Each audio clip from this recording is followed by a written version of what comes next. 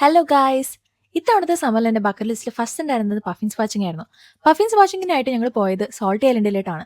ഇത് നമ്മുടെ കൗണ്ടി വെക്സ്ഫോർഡിലാണ്. നമ്മുടെ ഡബ്ലിനിൽ നിന്ന് ഏകദേശം ഒരു 2½ അവർ ഡ്രൈവ് ഒക്കെ ഉണ്ട് അങ്ങോട്ട്. ഞങ്ങൾ 10 മണിയുടെ സ്ലോട്ടാണ് എടുത്തത്. അപ്പോൾ അവർ ഞങ്ങളുടെ ഡിപ്പാർച്ചർ ഗേറ്റിലിട്ട് 10 മണിക്ക് വരാൻ വേണ്ടി പറഞ്ഞു. അവിടെ നിന്നാണ് നമ്മളെ ഫെറിയിലാണ് അവർ ഐലൻഡിലേക്ക് കൊണ്ടുപോകുന്നത്. അങ്ങനെ കാത്തിരിപ്പിന് ശേഷം ഞങ്ങളുടെ ഫെറി വന്നു. ഞങ്ങൾ പോയപ്പോൾ നല്ല വെതർ ആയതുകൊണ്ട് ഫെറിയിലുള്ള ട്രാവലൊക്കെ നല്ല അടിപൊളിയായിരുന്നു. ഞങ്ങൾ ഓഷ്യൻ്റെ നടുക്കെത്തി. ഇനി ഇവിടെ എത്തുമ്പോൾ അവർ നമ്മളെ അടുത്ത ബോട്ടിലേക്ക് ട്രാൻസ്ഫർ ചെയ്യും. ആ ബോട്ടിലാണ് നമ്മൾ ഐലൻഡിലേക്ക് എത്തിക്കുന്നത്. ഇനി ഐലൻഡിൽ എത്തുമ്പോൾ ശ്രദ്ധിക്കേണ്ട ഒരു കാര്യം എന്ന് വെച്ചാൽ നമ്മൾ വെള്ളത്തിൽ ഇറങ്ങി നടക്കണം.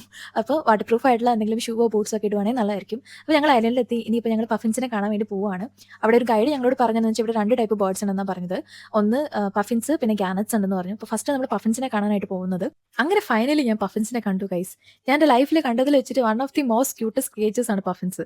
ഇപ്പം നമ്മൾ അവരെ കാണുമ്പോൾ അവരുടെ ആ ഒരു ഓറഞ്ച് ബീക്ക്, അവരുടെ ആ ഒരു ഇന്നസെന്റ് ലുക്കും പെട്ടെന്ന് നമുക്ക് നോക്കുമ്പോൾ ആ പെൻഗ്വിൻ്റെ ഒരു വേറൊരു വെറൈറ്റി ആയിട്ടൊക്കെ തോന്നും കേട്ടോ. പിന്നെ അവർ വെള്ളത്തിൽ ഇങ്ങനെ ഫ്ലോട്ട് ചെയ്ത് നടക്കുമായിരിക്കും. ഇടയ്ക്ക് ഇങ്ങനെ അവരിങ്ങനെ പറന്ന് ആ മേലോട്ട് ഐലൻഡിലേക്ക് വരും. അങ്ങനെ നമ്മൾ പഫിൻസിനെ കണ്ടു. ഇനി നമ്മൾ പോകുന്നത് ഗാനറ്റ്സിനെ കാണാൻ വേണ്ടിയിട്ടാണ്. അതിന് വേണ്ടിയിട്ട് നമുക്ക് കുറച്ച് വാക്ക് ചെയ്യേണ്ടതുണ്ട്. നമ്മൾ ആ തിരിച്ചു പോകുന്ന വഴിയിൽ നല്ല വ്യൂ ആട്ടോ.